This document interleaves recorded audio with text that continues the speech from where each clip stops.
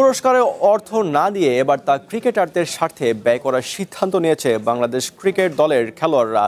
পাকিস্তানের বিপক্ষে test series জয়ের পর তাদের বোনাস দেবার সিদ্ধান্ত নেয় বিসিবি।